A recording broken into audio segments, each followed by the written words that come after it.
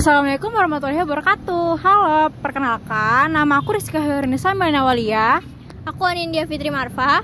Aku Nabila Isnaini.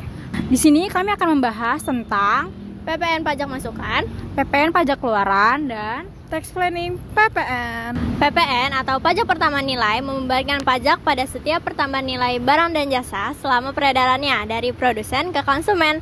Jadi, pengertian PPN sendiri adalah pungutan yang dikenakan pada transaksi jual beli barang dan jasa oleh wajib pajak pribadi atau badan yang telah menjadi pengusaha kena pajak atau PKP. PPN diatur dalam Undang-Undang pada pasal 8A. Yang pertama, pajak pertambahan nilai yang terutang dihitung dengan cara mengalihkan tarif sebagaimana dimaksud dalam pasal 7 dengan pajak yang meliputi harga jual, penggantian, nilai impor, nilai ekspor, atau nilai lain.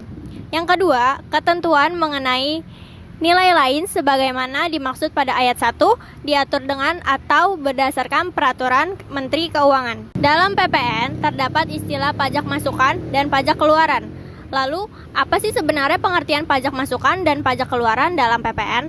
Untuk mengetahui secara lebih jelas, di sini kami akan menjelaskan mengenai pengertian pajak masukan dan pajak keluaran dalam PPN. Pajak masukan dalam PPN adalah pajak yang seharusnya dibayar oleh PKP atas perolehan barang kena pajak atau jasa kena pajak. Pemanfaatan BKP dan JKP tidak berwujud dari luar daerah pabean.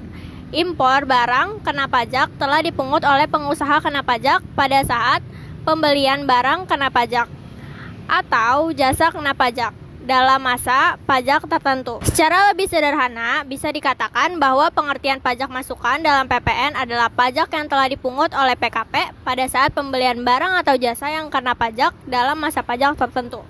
Pajak masukan dijadikan kredit oleh PKP untuk memperhitungkan sisa pajak yang terutang.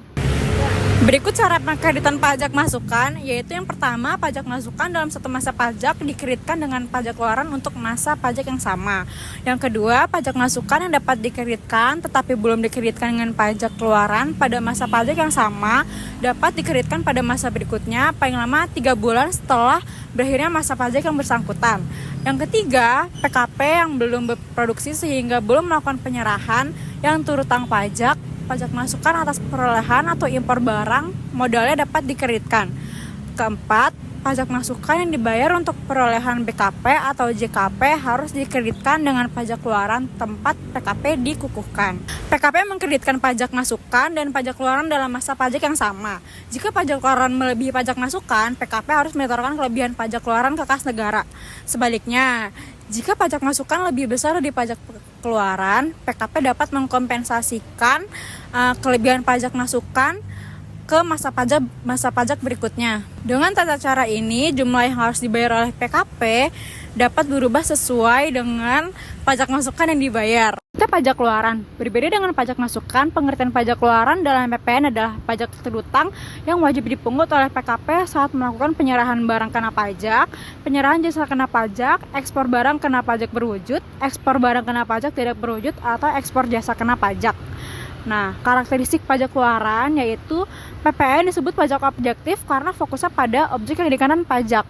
Pengenaan pajak keluaran dimulai dengan penetapan tarif barang, diikuti dengan pemungutan pajak oleh penjual. PKP melakukan transaksi jual beli barang, artinya PKP mengambil atau memungut rupiah yang dihasilkan dari penjualan BKP miliknya yang dibeli konsumen yang nantinya juga dapat berfungsi sebagai kredit pajak.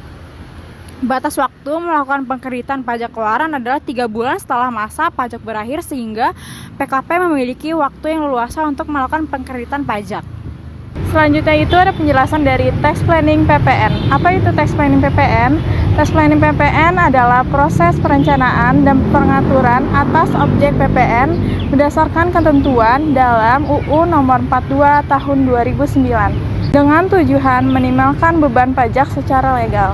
Dengan perencanaan yang tepat, wajib pajak dapat menghindari PPN lebih bayar, meningkatkan efisiensi kas perusahaan, memastikan hak pengkreditan PPN tidak hilang karena kesalahan administrasi. Tujuan utama tax planning PPN 1, optimalisasi pengkreditan pajak masukan, 2. Menghindari potensi sanksi perpajakan, 3. Menghindari kelebihan bayar PPN, 4. Menjaga arus kas, 5. Memastikan kepatuhan formal dan material. Akreditan PPN yaitu PPN pengeluaran, pajak yang dipungut atas penjualan barang atau jasa kena pajak. PPN masukan, pajak yang dibayar atas pembelian barang atau jasa yang kena pajak. Kewajiban pelaporan SPT masa PPN wajib melaporkan setiap bulan oleh pengusaha kena pajak. Batas akhir pelaporan dan pembayaran yaitu tanggal 30 dan 31 bulan berikutnya setelah masa pajak berakhir. Tips praktis tax planning PPN. 1. Rutin review faktur pajak dan kelengkapannya. 2. Pastikan setiap transaksi terdokumentasi dengan baik. 3. Lakukan pencocokan PPN masukan dan pengeluaran setiap bulannya. 4. Gunakan software e-faktur untuk menghindari kesalahan teknis. 5. Konsultasi dengan konsultan pajak jika transaksi kompleks. Berikut penjelasan dari kami, semoga bermanfaat. Jangan lupa bayar pajak. Orang bijak taat pajak. Dadah! Sini Bil. Kak, tanya dong Kak.